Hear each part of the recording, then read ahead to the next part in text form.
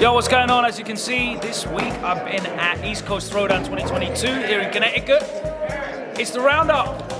Every week we hit up the four corners of the FGC for all the biggest and best tournament results. So let's get straight into it. Here we go.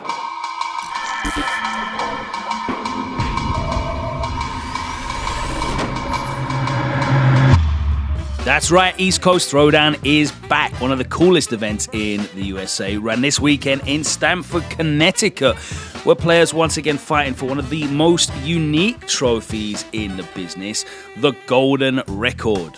And notably, this year the prize pool was crowdfunded with over $8,000 raised for the top 5 events through Matcherino. The incentive for this was raffle prizes of custom ECT branded controllers from partner Hitbox. The main event of the weekend was Guilty Gear Strive, gathering over 200 people in the bracket, and it seems like there's one simple rule to Strive tournaments in America at the moment. Lots of people enter the brackets, and Umisho wins in the end. An impressive performance from local Connecticut player Snorlax put Umisho in losers, but they were able to bring it back in grand finals with the reset and close it out in the end. There you have it, ladies and gentlemen. Another win in the books, this time accompanied by the big Golden Record. DNF Duel was meant to see Yipes commentating top 8 on Sunday, but he made top 8 himself and got an impressive 5th place in the tournament. Grand finals saw Masoma going up against Diaphone, who was running Enchantress this time, but unfortunately unable to take it over the weekend's champion, Masoma.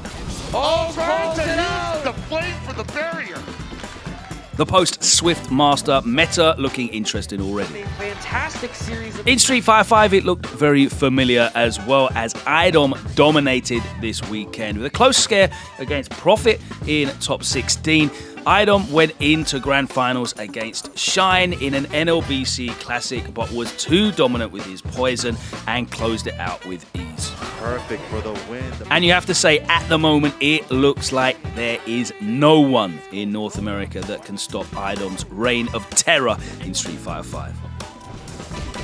Shoutouts to Kizzy K, who managed to win KOF 15 with a lot of Cronin action. He went on to give the True People's Champion speech after taking the W.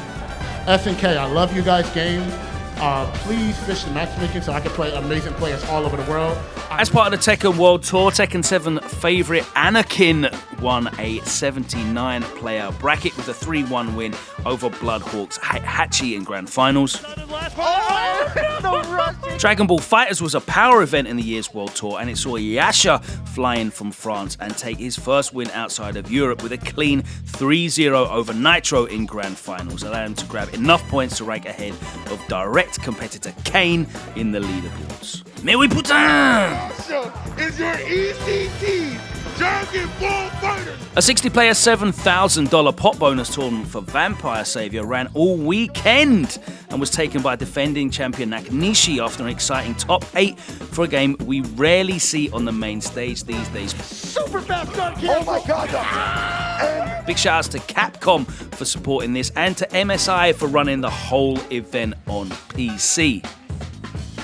There was a lot of great retro tournaments as well. Bass flew in and took CVS 2 without dropping a single game, and an impressive 80-player bracket in Guilty Gear XR Rev 2 saw Solstice winning it over Crocs and Socks, whose name is exactly what he meant. My man! There we go! Yeah! The largest and longest running fighting game tournament in Thailand for the last 10 years returns offline. Thaiger Uppercut happened this weekend in Bangkok. The biggest tournament in the event was Tekken 7, and a lot of heavy hitters were attending. Ni, Ulsan, Book, Chanel, and the star of the weekend was Pakistan representative Dawood Sikandar. Dawood took down Chanel, Book, and Ni not once but twice. What a way for him to win his first international tournament and also cement Pakistan as one of the strongest nations in Tekken 7 right now. Dragon Ball FighterZ was also taken by a Pakistani competitor, Uchiha, winning over the Philippines' Zanzas. Uchiha won the entire tournament without dropping a single game and will go home with the traditional Thaiger Uppercut trophy, a pair of customized Muay Thai shorts. Absolutely, the Dragon Ball Muay Thai shirts. As for Street Fighter V, Grand Finals saw Oil King and Mind RPG. And would there be any better trophy in the world for Thaiger Uppercut champion Oil King than a pair of custom shorts? A well-deserved win and a trophy he will surely enjoy and get a lot of use out of. 西側申し込み対するは東側梅原がいるいってみましょう In Japan last week, Red Bull 5G's finals took place. It was the culmination of a series of qualifying events across 5 different genres all over Japan. The theme of the event is East versus West, and players competed in 5 different genres, including Street Fighter V, which was represented for fighting games, alongside Puyo Puyo Tetris for puzzles, Gran Turismo 7 for racing, Valorant for shooters, and Sound Voltex as the free genre. It was a team-based event, and the 2 teams represented in Street Fighter V were Daigo and Bonchan, who are both fittingly Red Bull-sponsored players, going up against Momochi and Yamaguchi, repping Team Shinobism.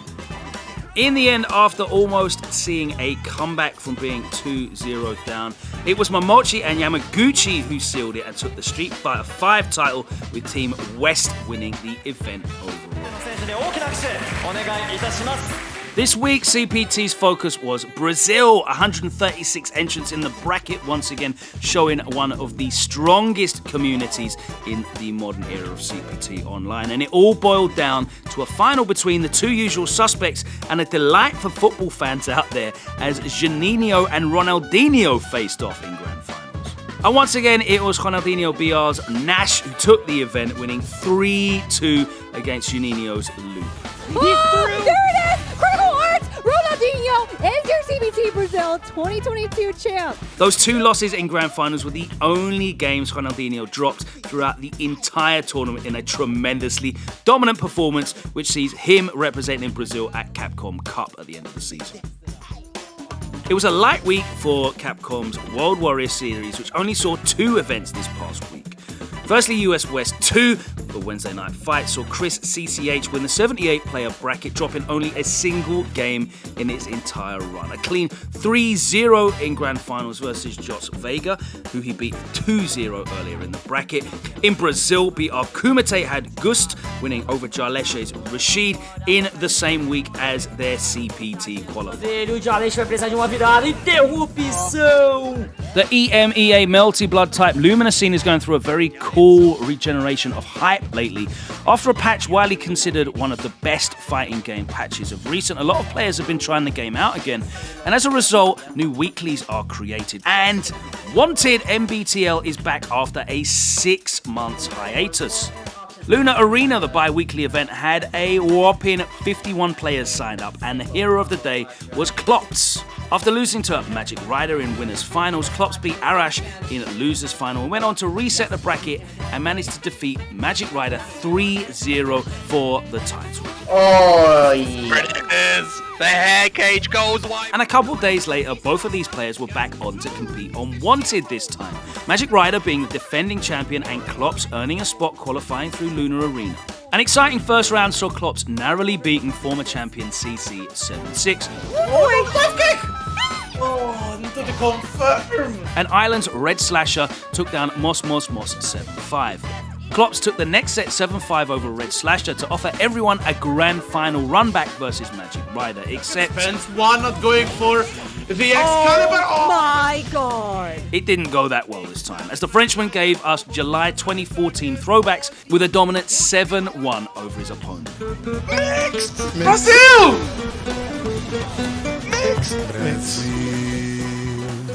Fighting games are worldwide, and this week we check up what's going on in Singapore with GG Playfest, a festival of multiple games, all offline, including Melty, Blood Type, Lunar, and Smash. On MBTL, Asher's Ayoko took the win 3-0 in Grand Finals over PK Saber, while we got to see Nico Art player Edgar Bragg take 5th place. On Smash Ultimate, the tag team mode was used for the tournament, allowing for a fun experience with a lot of character variety, and it's Sinewave who took the win through the winners bracket, changing his team at every single game. Each other quite a bit, so of course we all have the matchup experience, and the F Smash will kill. South Korea saw their gold event for the Smash World Tour Uprising Korea happen this weekend, and despite the occasion, only a few players showed up. For Ultimate, it was a Japanese grand final, Kept versus Gact, and Kept won it by double eliminating Gact in winners finals and grand finals. Finish, and there it is. Shoot the fireworks. Japan showing how stacked their talent pool is, traveling around the world and yet again dominating a grand final. Finishing third was Ashen, the young South Korean player. Losing early against Gact, he made it all the way to losers final, losing to the same opponent again 3-0. For Melee, the South Korean player Salah defended his own turf against the Americans. Losing in winners finals, he came back for the run back and clutched it in the end against Man Ray.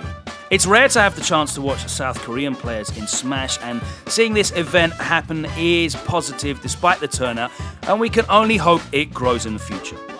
In the UK, Boss Battle happened in Twickenham Stadium with 171 entrants as Europe showed out for the first major edition of Boss Battle.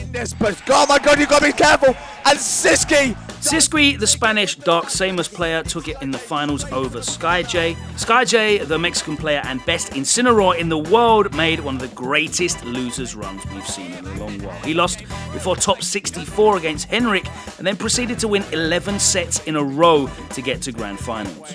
This is still a crucial moment, and SkyJ says no! Smash Ultimate was representing at PAX West this last week. In the NA-only tournament, Aaron took it over Cola and Light with his Diddy. Checkmate! Aaron is your champion! As one of the first offline wins, he qualified through his victory for the Panda Cup Finals. The entire top three, Aaron, Cola and Light, are all sponsored by Moist Esports, who swept the competition, but only one could take the qualifying spot. That is going to be Aaron. All right, that's all we've got time for this week. Shout out to all the tournament organisers that send us their information every week. We like to bring you all the most exciting and interesting events around the world. Don't forget to follow us on Twitter, reversal_GG, and you can catch the Roundup EX edition live every Wednesday on the Twitch, where you'll find all of our live events as well, like Renegade. We'll see you same time next week, wherever in the world I am. You take care. See you soon.